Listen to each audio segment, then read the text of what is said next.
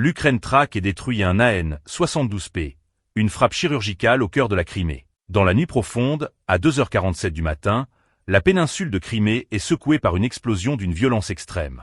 Un appareil russe, identifié comme un Antonov An-72P, est englouti par une boule de feu incandescent sur une piste militaire. En quelques secondes, ce qui constituait un élément clé de surveillance au-dessus de la mer Noire est réduit à un amas de débris en flammes. Ce n'était ni un accident, ni une défaillance technique. Il s'agissait d'une opération méthodiquement planifiée, exécutée avec une précision remarquable. Face à l'érosion progressive de ses capacités terrestres, la Russie s'appuyait de plus en plus sur le contrôle de la mer Noire pour préserver ses lignes économiques et maintenir une pression constante sur Odessa. Dans ce dispositif, les avions de surveillance comme An-72P jouaient un rôle crucial. Détecter, coordonner, anticiper. Neutraliser cet appareil revenait donc à aveugler temporairement une partie du système de surveillance russe en Crimée. L'opération ukrainienne s'inscrivait dans cette logique. Quelques heures auparavant, des frappes russes avaient visé des infrastructures portuaires liées aux exportations de céréales, perturbant une chaîne d'approvisionnement d'importance mondiale. La réponse de Kiev ne s'est pas limitée à une riposte directe.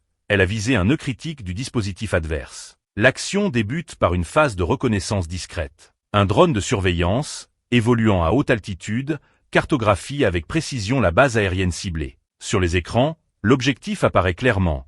An-72P stationné à proximité d'autres équipements, sous la protection de systèmes radars et de défense aérienne sophistiqués. Parmi eux, des dispositifs comme le radar P-37 radar assurent une couverture circulaire, tandis que des systèmes de guerre électronique tels que Krasuka 4 sont prêts à perturber toute intrusion. En complément, la défense rapprochée repose sur des batteries Pantsir S1 et Tor M2. Sur le papier, un tel dispositif forme une bulle quasi impénétrable. Mais l'Ukraine exploite précisément cette confiance. Une seconde phase est alors déclenchée. Une attaque multicouche combinant drone-leurre, saturation électronique et vecteur d'attaque réel. Les premières cibles ne sont pas destinées à frapper, mais à attirer le feu. Les systèmes russes réagissent instantanément, ouvrant le feu et activant leurs contre-mesures électroniques. Le ciel s'illumine de traînées de projectiles. Les leurs sont détruits. Mais pendant que l'attention se focalise sur ces cibles visibles, le véritable vecteur d'attaque progresse à basse altitude, exploitant les angles morts, les reliefs et la saturation du spectre électromagnétique. Lorsque la dernière phase s'enclenche, il est déjà trop tard. Une charge explose à proximité immédiate de An-72P. L'impact déclenche une réaction en chaîne. Carburant, munitions, structures, tout s'embrase. L'explosion qui suit est suffisamment puissante pour secouer l'ensemble de la base. En quelques secondes, l'œil aérien russe sur cette portion stratégique de la mer Noire disparaît. Au-delà de la destruction matérielle, les implications sont considérables. Cette opération démontre la capacité de l'Ukraine à pénétrer des systèmes de défense complexes, à coordonner des attaques multidomaines et à frapper des cibles à haute valeur stratégique loin derrière les lignes. Elle envoie également un message clair. Aucune infrastructure, même lourdement protégée, n'est totalement hors de portée. Dans un conflit où l'information et la surveillance jouent un rôle déterminant, la perte d'un tel appareil représente bien plus qu'un simple revers tactique. C'est une brèche dans le dispositif de contrôle.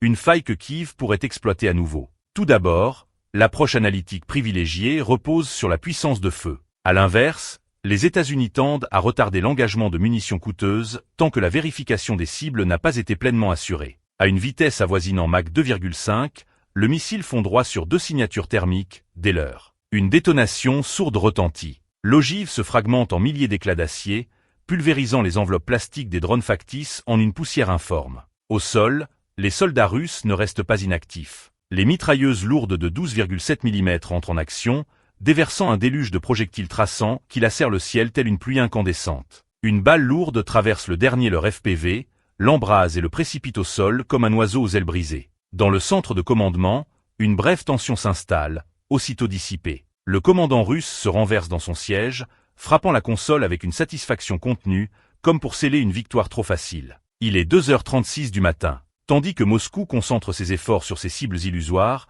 surgit alors la véritable menace. L'escadron FP2, les prédateurs de 2026. Ils rasent le sol à près de 180 km/h, leur moteur hurlant avec la puissance brute d'un bolide de course modifié. À cet instant précis, une force gaspille ses ressources à neutraliser une illusion. L'autre engage silencieusement une offensive décisive. Le contraste tactique est saisissant. Soudain, une variable inattendue entre en jeu. Le système de brouillage mobile Pol 21 Jamming System, resté indétecté par les unités de reconnaissance ukrainiennes, s'active à pleine puissance. Une barrière numérique invisible s'élève, saturant l'espace électromagnétique. Toutefois, il ne s'agit que d'un nœud isolé, loin des architectures intégrées de type C4ISR que privilégient les forces occidentales. 4 drones FP2 en tête de formation perdent instantanément le contact. Les écrans ukrainiens se couvrent d'interférences. Désorientés, certains appareils chutent, d'autres errent de manière erratique. Le commandant russe observe, confiant, la montée en puissance du brouillage. Dans l'abri de commandement ukrainien, le visage de l'opérateur se fige. Il sait qu'en l'absence de neutralisation du système dans les 10 secondes, l'opération entière risque de sombrer, avec des conséquences stratégiques majeures pour l'équilibre régional. La décision est prise dans l'urgence. Verrouiller la cible sur l'unité Pôle 21.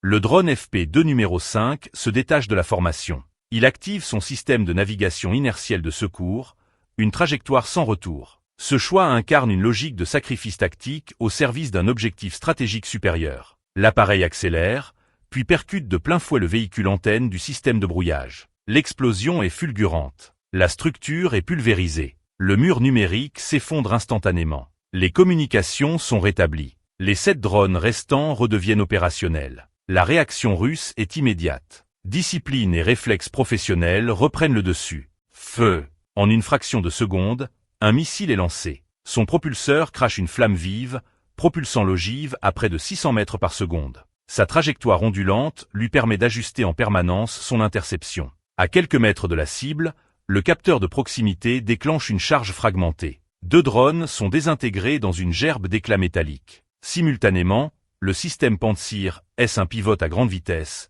ses canons de 30 mm déversant un torrent de projectiles traçants. Une rafale atteint un drone, perce sa structure et provoque l'explosion de sa batterie lithium, générant une violente déflagration thermique. Mais pendant que la défense aérienne est saturée par ses engagements multiples, un autre drone, le FP2 numéro 9, exécute une manœuvre audacieuse. Il plonge à très basse altitude, longeant une tranchée de drainage afin d'échapper au radar. À pleine vitesse, il percute le centre de contrôle d'un radar P-37 radar. L'explosion est dévastatrice. Les circuits électroniques sont vaporisés, réduits à une masse informe de silicium en fusion. En un instant, un système valant des dizaines de millions de dollars est neutralisé par un vecteur coûtant une fraction de ce prix. Cette scène illustre avec une clarté brutale la transformation de la guerre contemporaine. Moscou ne perd pas seulement un capteur.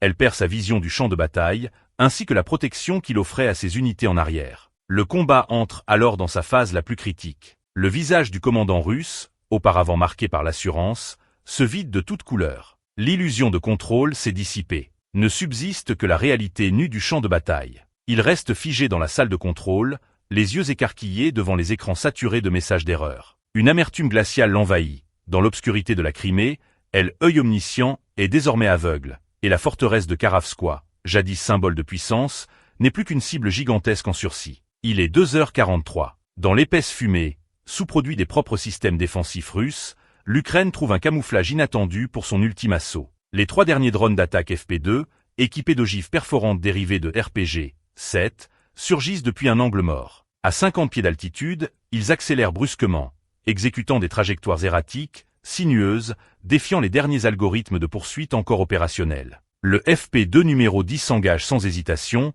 fonçant droit vers sa cible au sein du dispositif 72P. Malgré la perte des capteurs longue portée, les forces russes tentent de s'accrocher à leurs moyens optiques de secours. Verovillage Visual. Tir immédiat. Le système Thor M2 réagit dans un sursaut désespéré. Un missile jaillit de son lanceur vertical, propulsé à une vitesse supérieure à Mach 2. Sa trajectoire abrupte le guide vers la signature thermique du drone. L'impact est brutal. Une explosion assourdissante pulvérise le FP2, dispersant des fragments carbonisés dans une gerbe incandescente. La fumée noire s'épaissit, engloutissant la piste et réduisant drastiquement la visibilité pour les 2 camps. Dans le poste de commandement ukrainien, le visage du commandant reste impassible, presque inhumain, comme celui d'un joueur prêt à risquer tout ce qu'il possède sur une dernière main. Ses poings crispés blanchissent sous la tension. Encore 2. Nous devons réussir. Il sait que l'échec signifierait l'évacuation immédiate de la base N72P, le rétablissement du blocus sur le corridor de la mer Noire et une nouvelle asphyxie économique pour l'Ukraine. C'est alors que, profitant de ce voile opaque, le FP2 numéro 111 plonge à travers la fumée. Il percute de plein fouet un système Pantsir S1 en pleine rotation. L'ogive explose au niveau du radar de conduite de tir monté sur la tourelle. L'onde de choc éventre la structure métallique. En quelques secondes, l'équipement est réduit à une carcasse fumante. À cet instant précis, l'équilibre du combat bascule. Le dernier drone entre en scène. Stable, implacable, il file droit vers sa cible principale, l'appareil A-72P. Dans le centre de commandement ukrainien, le compte à rebours s'égrène, 11 secondes.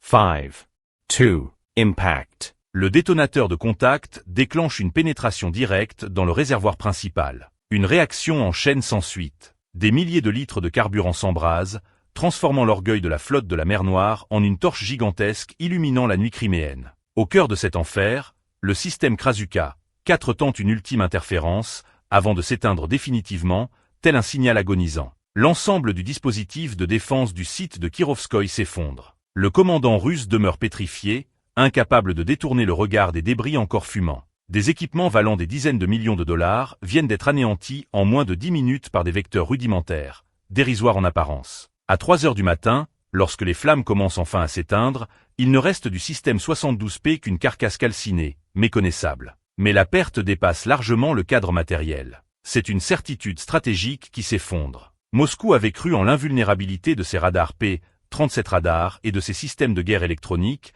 les pensant robustes et indestructibles. La réalité s'impose avec brutalité. Un ensemble défensif sophistiqué, coûteux et théoriquement résilient a été trompé, saturé, puis détruit par une combinaison de drones improvisés et de tactiques asymétriques. La disparition de cet œil stratégique plonge temporairement la Russie dans une quasi-cécité opérationnelle en mer Noire. Ce vide ouvre une fenêtre critique. Les routes maritimes, notamment pour les exportations céréalières, deviennent plus accessibles, réduisant la pression militaire sur Odessa et offrant à l'Ukraine un répit économique vital à l'aube d'une année 2026 décisive.